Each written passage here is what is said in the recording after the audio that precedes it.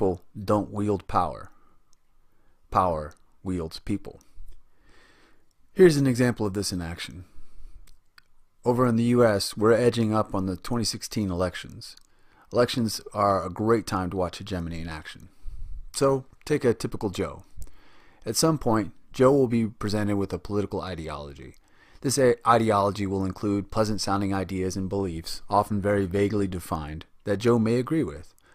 Once Joe decides that he agrees with that ideology or political party, then he'll make all of his political decisions from that point on, not from his own judgment, but from the answers that his political ideology has decided for him. That, my friends, is hegemony. But don't judge Joe too harshly. We do this sort of thing all the time.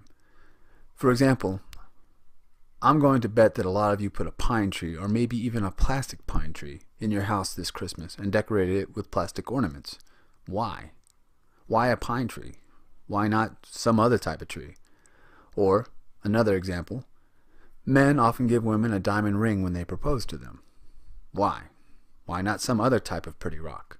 Or why do we grow grass in our front yards instead of, I don't know, food?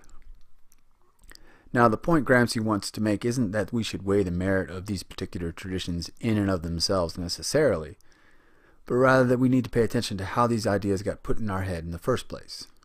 You didn't think of the idea of putting trees indoors, or rocks on rings, or growing inedible crops. These ideas were given to you, and they are the ideas that literally control your actions, at least in the sense that you exhibit specific behaviors and actions simply because these ideas are in your head. And this is just the tip of the iceberg. There are political, economic, religious, and ethnic ideas, all of which you accept passively, that govern your actions and behaviors every day.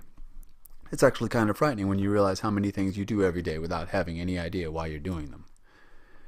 And this collective influence of all these different ideas on your actions is what Gramsci meant by cultural hegemony. So,